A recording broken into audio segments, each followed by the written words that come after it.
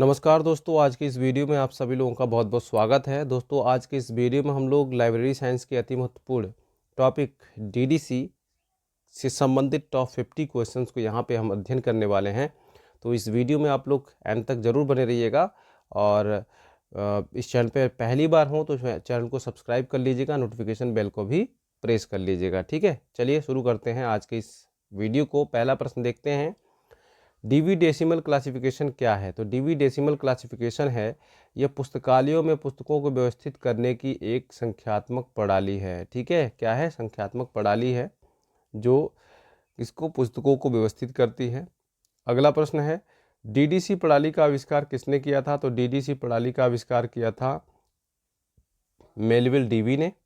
अगला प्रश्न है, डीडीसी प्रणाली पहली बार कब प्रकाशित हुई थी। तो 1876 ईस्वी में प्रकाशित हुई थी। डीडीसी का मूल उद्देश्य क्या है। तो इसका जो मूल उद्देश्य है, क्योंकि डीडीसी का पूरा नाम ही क्या है, डीवी डेसिमल क्लासिफिकेशन, तो वर्गीकरण करना है, यानी किसका, पुस्तकों और अन्य सामग्रियों का व्यवस्थित वर्गीकरण करना इसका मुख्य उद्देश्य है। ठीक है।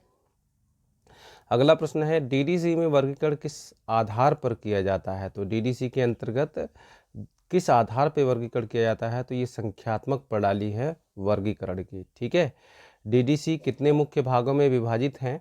तो डीडीसी जो है 10 मुख्य भागों में विभाजित है। ठीक है। अगला प्रश्न है, डीडीसी में 000 से लेकर 099 श्रेणी किससे संबंधित है। ठीक है, अभी मैंने बताया था ना यहाँ पे कि ये संख्यात्मक प्रणाली है। ठीक है, वर्गीकरण की। तो यहाँ पे देखो, वर्गीकरण की संख्यात्मक प्रणाली में यहाँ पे शुरुआत किया गया है 000 से 099 तक की जो श्रेणी है किससे संबंधित है। तो ये देखिए संबंधित है कंप्यूटर विज्ञान और सामान्य विज्ञान। ठीक है, यानी कि जो पुस्तकालय होते हैं वहाँ पे अगर इस टाइप का कोड आपको दिखे तो इसका मतलब ये है कि वहाँ पर कंप्यूटर विज्ञान और सामान्य विज्ञान की पुस्तकें रखी हैं। ठीक है। अगला प्रश्न है, 100 से 199 श्रेणी किस विषय को दर्शाती हैं। तो दर्शन शास्त्र और मनोविज्ञान को दर्शाती हैं। अगला प्रश्न है, 200 से 299 श्रेणी किससे संबंधित है। तो ये धर्म से संबंधित है। किससे? धर्म से संबंधित है। और संख्या 300 से 399 वर्ग में कौन सा विषय शामिल है।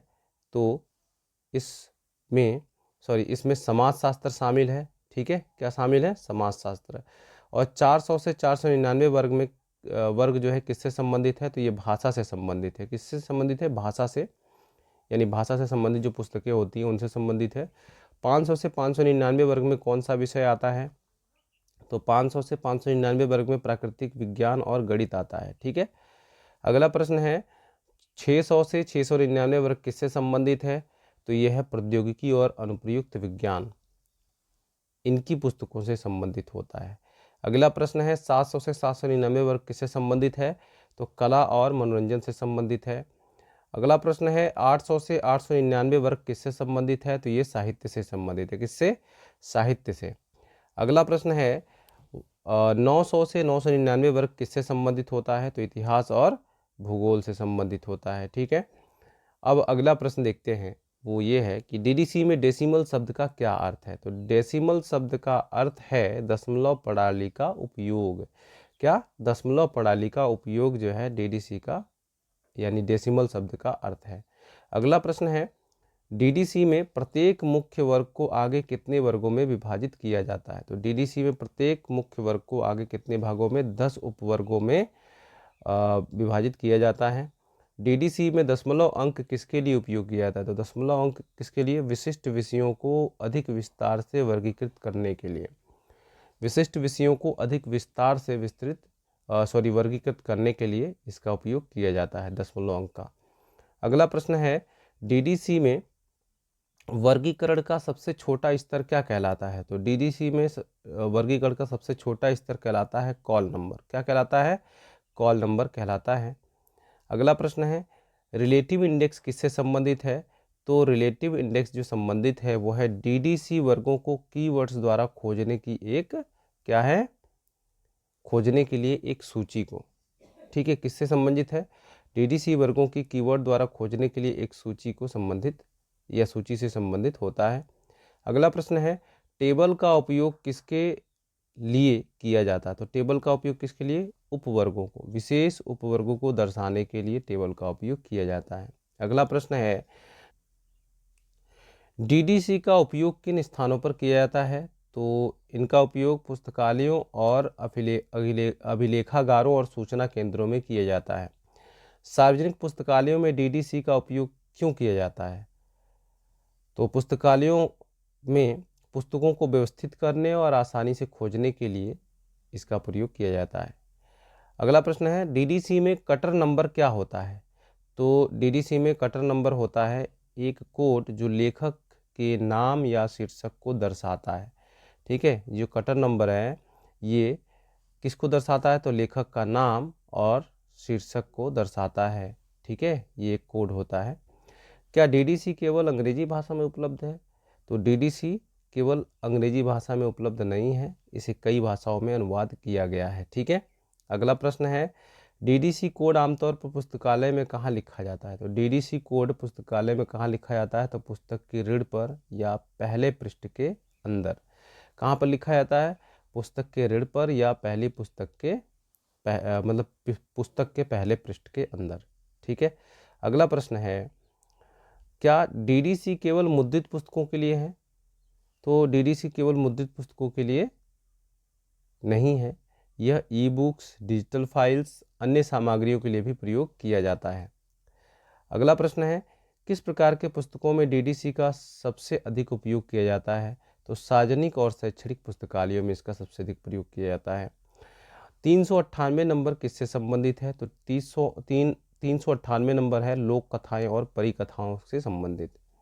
अगला प्रश्न है, 741.5 किस प्रकार की पुस्तकें प्रदर्शित करता है या दर्शाता है? तो कार्टून और कॉमिक्स। अगला प्रश्न है, 641.5 किससे संबंधित है? तो खाना पकाने और व्यंजन विधियों से संबंधित है। अगला प्रश्न है, 796 नंबर किससे संबंधित है? तो खेल और मनोरंजन से संबंधित है। 305 नंबर किस विषय को दर्शाता है? तो 305 नंबर सामाजिक समूह और लिंग अध्ययन को दर्शाता है।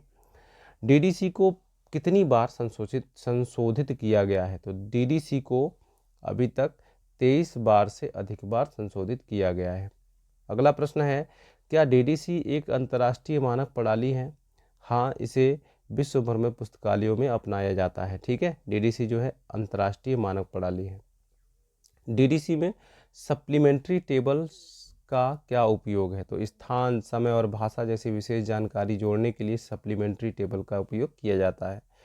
डीडीसी का मुख्य लाभ क्या है? तो डीडीसी का मुख्य लाभ है सूचना को व्यवस्थित और जल्दी खोजने योग्य बनाना। अगला प्रश्न है, डीडीसी में संख्या 500 से 509 किससे संबंधित है? तो सामान्य विज्ञान और गणित से संबंधित है। 150 नंबर किससे संबंधित है? तो मनोविज्ञान से संबंधित है। 220 से 229 किससे संबंधित है? तो बाइबिल अध्ययन से संबंधित है। और 610 से 619 किससे संबंधित है? तो चिकित्सा विज्ञान से संबंधित है। 330 नंबर किससे संबंधित है? तो अर्थशास्त्र से संबंधित है। 340 से 349 किससे संबंधित है? तो कानून और विधि विज्ञान से संबंधित है। अगला प्रश्न है, डीडीसी की शाखाएं कितनी अंकों तक जा सकती हैं? तो डीडीसी की शाखाएं जो हैं 10 से अधिक दशमलव स्थान तक जा सकती हैं। ठीक है, 910 नंबर किससे संबंधित है? तो 910 नंबर भूगोल और यात्रा से संबंधित है। अगला प्रश्न है, क्या डीडीसी ओपन सोर्स प्रणाली है? तो डीडीसी ओपन सोर्स प्रणाली नहीं है, इसे लाइसेंस के तहत उपयोग किया जाता है। अगला प्रश्न है, डीडीसी को कौन प्रकाशित करता है? तो डीडीसी को प्रकाशित करता है online computer library centre, OCLC। कौन करता है? OCLC जो है इसको प्रकाशित करता है। अगला प्रश्न जो कि आज का लास्ट प्रश्न है, डीडीसी का सबसे बड़ा लाभ क्या है? तो डीडीसी का सबसे बड़ा लाभ है सूचना को जल्दी और कुशलतापूर्वक ढूंढना। ठीक है, तो लाइब्रेरी के अंदर भी ये बहुत सारी किताबें होती हैं तो उनको आसानी से ढूंढा जा सके, तो हम लोग डीडीसी का प्रयोग करते हैं ताकि वो आसानी से ढूंढा जा सके और बुक्स जो हैं व्यवस्थित रह सके। ठीक है, उम्मीद करता हूँ दोस्तों कि ये वीडियो आपको पसंद आई होगी। वीडियो पसंद आए तो वीडियो को लाइक ज़रूर कर दीजिएगा। चैनल पे पहली बार है तो सब्सक्राइब कर लीजिएगा।